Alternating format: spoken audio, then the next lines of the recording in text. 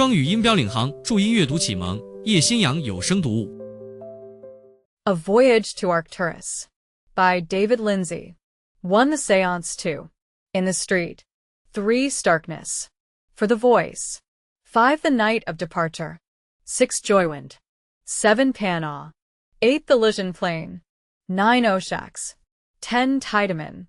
11. Ondiscorn. 12. Spa Devil. 13. The Womb Flash Forest. 14. Pole Crab. 15. Swallones Island. 16. Lehalfie. 17. Korpong. 18. Haunt. 19. Sullenbode. 20. Berry. 21. Muspel. Chapter 1. The Seance. On a March evening, at 8 o'clock, Backhouse. The medium, a fast, rising star in the psychic world, was ushered into the study at Prolands, the Hampstead residence of Montague Fall. The room was illuminated only by the light of a blazing fire. The host, eyeing him with indolent curiosity, got up, and the usual conventional greetings were exchanged. Having indicated an easy chair before the fire to his guest, the South American merchant sank back again into his own. The electric light was switched on. Fall's prominent, clear, cut features, metallic-looking skin, and general air of bored impassiveness did not seem greatly to impress the medium, who was accustomed to regard men from a special angle. Backhouse, on the contrary, was a novelty to the merchant. As he tranquilly studied him through half-closed lids and the smoke of a cigar, he wondered how this little, thick-set person with a pointed beard contrived to remain so fresh and sane in appearance, in view of the morbid nature of his occupation. "Do you smoke?" drawled Fall, by way of starting the conversation. "No? Then will you take a drink?" "Not at present. I thank you." A pause. "Everything is satisfactory? The materialization will take place." "I see no reason to doubt it." "That's good, for I would not like my guests to be disappointed. I have your check written out in my pocket. Afterward will do quite well." 9 o'clock was the time specified, I believe. "I fancy so." The conversation continued to flag. Fall sprawled in his chair, and remained apathetic. "Would you care to hear what arrangements I have made?" "I am unaware that any are necessary, beyond chairs for your guests. I mean the decoration of the séance room, the music, and so forth." Backhouse stared at his host. "But this is not a theatrical performance." "That's correct. Perhaps I ought to explain. There will be ladies present, and ladies, you know, are aesthetically inclined. In that case I have no objection. I only hope they will enjoy the performance to the end." He spoke rather dryly. "Well, that's all right, then," said Fall, flicking his cigar into the fire. He got up and helped himself to whiskey. "Will you come and see the room?" "Thank you. No. I prefer to have nothing to do with it till the time arrives." "Then let's go to see my sister, Mrs. Jameson, who is in the drawing-room. She sometimes does me the kindness to act as my hostess. As I am unmarried, I will be delighted," said Backhouse coldly. They found the lady alone, sitting by the open pianoforte in a pensive attitude. She had been playing Scriabin and was overcome. The medium took in her small, tight, patrician features and porcelain-like hands, and wondered how Fall came by such a sister. She received him bravely, with just a shade of quiet emotion. He was used to such receptions at the hands of the sex, and knew well how to respond to them. "What amazes me," she half-whispered, after 10 minutes of graceful, hollow conversation, "is, if you must know it, not so much the manifestation itself, though that will surely be wonderful, as your assurance that it will take place. Tell me the grounds of your confidence." "I dream with open eyes," he answered, looking around at the door, "and others see my dreams. That is all." "But that's beautiful," responded Mrs. Jameson. She smiled rather absently, for the first guest had just entered. It was Kent Smith, the ex-magistrate, celebrated for his shrewd judicial humor, which, however, He had the good sense not to attempt to carry into private life. Although well on the wrong side of 70, his eyes were still disconcertingly bright. With the selective skill of an old man, he immediately settled himself in the most comfortable of many comfortable chairs. "So, we are to see wonders tonight? Fresh material for your autobiography," remarked Fall. "Ah, you should not have mentioned my unfortunate book. An old public servant is merely amusing himself in his retirement. Mr. Backhouse, you have no cause for alarm. I have studied in the school of discretion. I am not alarmed. There can be no possible objection to your publishing whatever you please." "You are most kind," said the old man, with a cunning smile.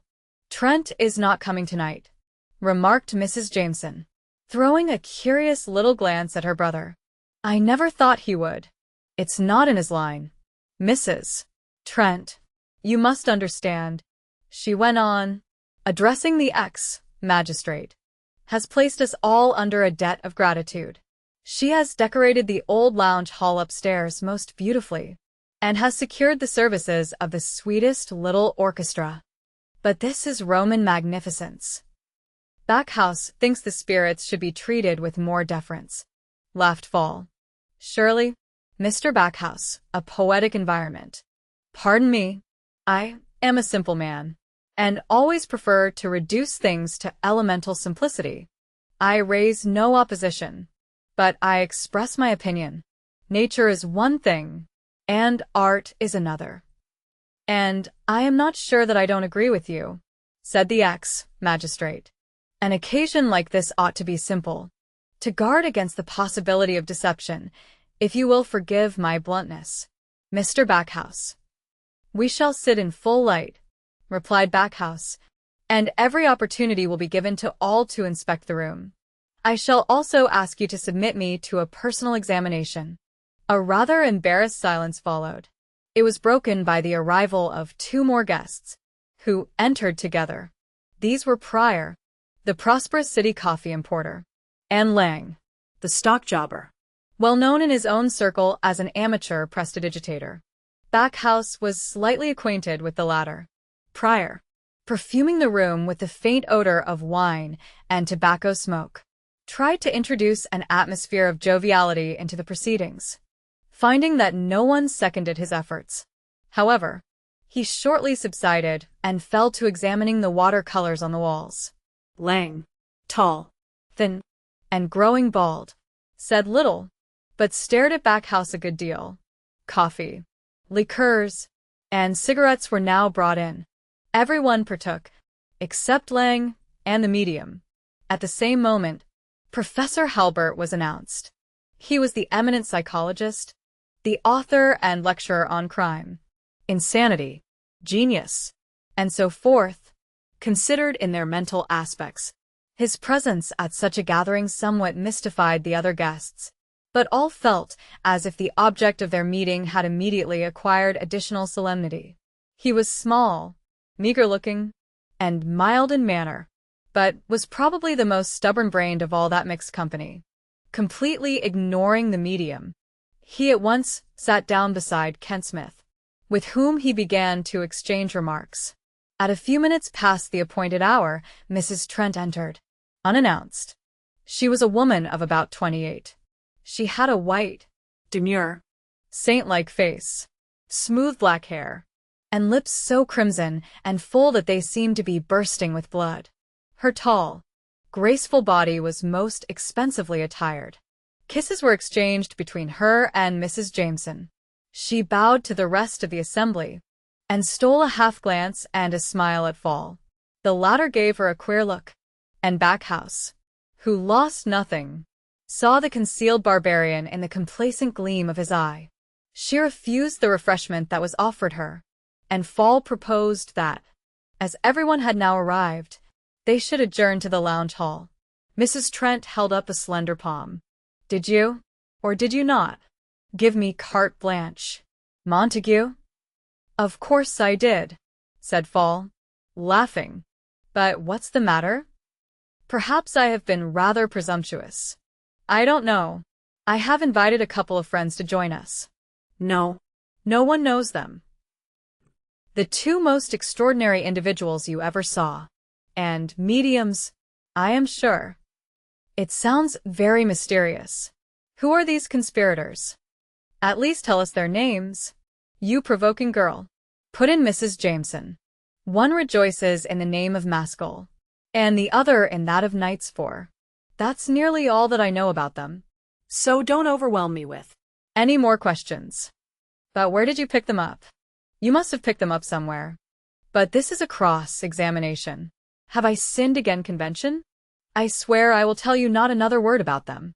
They will be here directly, and then I will deliver them to your tender mercy. I don't know them, said Fall, and nobody else seems to. But, of course, we will all be very pleased to have them. Shall we wait? Or what? I said 9, and it's past that now. It's quite possible they may not turn up after all. Anyway, don't wait. I would prefer to start at once, said Backhouse. The lounge, a lofty room, 40 feet long by 20 wide, had been divided for the occasion into 2 equal parts by a heavy brocade curtain drawn across the middle. The far end was thus concealed. The nearer half had been converted into an auditorium by a crescent of armchairs. There was no other furniture. A large fire was burning halfway along the wall, between the chair backs and the door. The room was brilliantly lighted by electric bracket lamps. A sumptuous carpet covered the floor. Having settled his guests in their seats, Fall stepped up to the curtain and flung it aside. A replica, or nearly so, of the Drury Lane presentation of the temple scene in The Magic Flute was then exposed to view.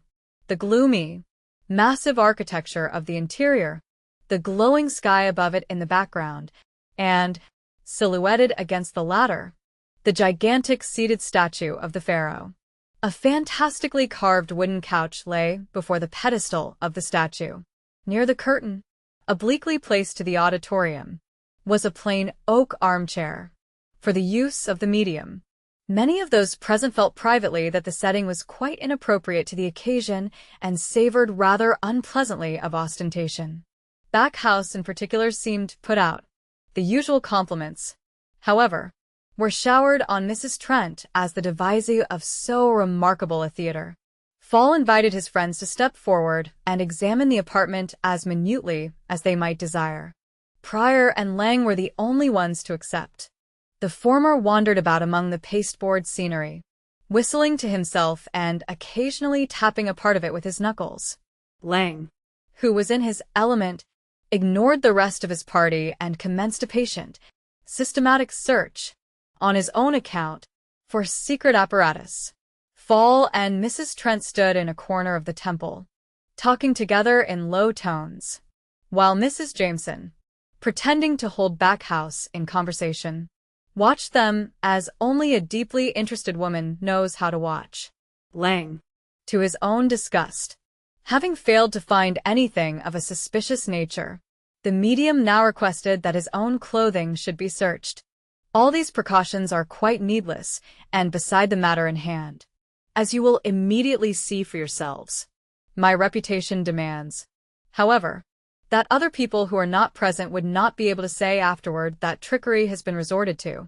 To Lang again fell the ungrateful task of investigating pockets and sleeves. Within a few minutes, he expressed himself satisfied that nothing mechanical was in Backhouse's possession.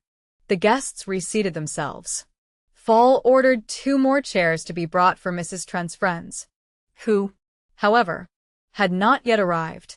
He then pressed an electric bell and took his own seat. The signal was for the hidden orchestra to begin playing. A murmur of surprise passed through the audience as, without previous warning, the beautiful and solemn strains of Mozart's Temple music pulsated through the air. The expectation of everyone was raised, while, beneath her pallor and composure, it could be seen that Mrs. Trent was deeply moved. It was evident that aesthetically she was by far the most important person present. Fall watched her, with his face sunk on his chest, sprawling as usual. Backhouse stood up, with one hand on the back of his chair, and began speaking. The music instantly sank to pianissimo, and remained so for as long as he was on his legs. Ladies and gentlemen, you are about to witness a materialization. That means you will see something appear in space that was not previously there. At first it will appear as a vaporous form, but finally it will be a solid body, which anyone present may feel and handle, and, for example, shake hands with. For this body will be in the human shape. It will be a real man or woman, which, I can't say, but a man or woman without known antecedents. If, however, you demand from me an explanation of the origin of this materialized form, where it comes from, whence the atoms and molecules composing its tissues are derived, I am unable to satisfy you. I am about to produce the phenomenon. If anyone can explain it to me afterward, I shall be very grateful. That is all I have to say. He resumed his seat, half turning his back on the assembly, and paused for a moment before beginning his task. It was precisely at this minute that the manservant opened the door and announced in a subdued but distinct voice, "Mr. Maskell, Mr. Knightspoor." Everyone turned round. Fall rose to welcome the late arrivals. Backhouse also stood up and stared hard at them. The two strangers remained standing by the door, which was closed quietly behind them. They seemed to be waiting for the mild sensation caused by their appearance to subside before advancing into the room. Maskell was a kind of giant, but of broader and more robust physique than most giants. He wore a full beard. His features were thick and heavy, coarsely modeled, like those of a wooden carving. but his eyes, Small and black, sparkled with the fires of intelligence and audacity. His hair was short, black, and bristling. Knightspoor was of middle height, but so tough, looking that he appeared to be trained out of all human frailties and susceptibilities. His hairless face seemed consumed by an intense spiritual hunger, and his eyes were wild and distant. Both men were dressed in tweeds. Before any words were spoken, a loud and terrible crash of falling masonry caused the assembled party to start up from their chairs in consternation. It sounded as if the entire upper part of the building had collapsed. Fall sprang to the door and called to the servant to say what was happening. The man had to be questioned twice before he gathered what was required of him. He said he had heard nothing. In obedience to his master's order, he went upstairs. Nothing, however, was amiss there. Neither had the maids heard anything. In the meantime Backhouse, who almost alone of those assembled had preserved his sang-froid, went straight up to Knightspoor, who stood gnawing his nails. "Perhaps you can explain it, sir?" "It was supernatural," said Knightspoor, in a harsh, muffled voice, turning away from his questioner. "I guess so. It is a familiar phenomenon, but I have never heard it so loud." He then went among the guests, reassuring them. By degrees they settled down, but it was observable that their former easy and good-humored interest in the proceedings was now changed to strained watchfulness. Maskell and Knightspoor took the places allotted to them. Mrs. Trent kept stealing uneasy glances at them. Throughout the entire incident, Mozart's hymn continued to be played. The orchestra also had heard nothing. Backhouse now entered on his task. It was one that began to be familiar to him, and he had no anxiety about the result. It was not possible to effect the materialization by mere concentration of will, or the exercise of any faculty. Otherwise many people could have done what he had engaged himself to do. His nature was phenomenal. The dividing wall between himself and the spiritual world was broken in many places. Through the gaps in his mind the inhabitants of the invisible, when he summoned them, passed for a moment timidly and awfully into the solid, colored universe. He could not say how it was brought about. The experience was a rough one for the body, and many such struggles would lead to insanity and early death. That is why Backhouse was stern and abrupt in his manner. The coarse, clumsy suspicion of some of the witnesses, the frivolous aestheticism of others, were equally obnoxious to his grim, bursting heart, but he was obliged to live, and, to pay his way, must put up with these impertinences. He sat down facing the wooden couch. His eyes remained open but seemed to look inward. His cheeks paled, and he became noticeably thinner. The spectators almost forgot to breathe. The more sensitive among them began to feel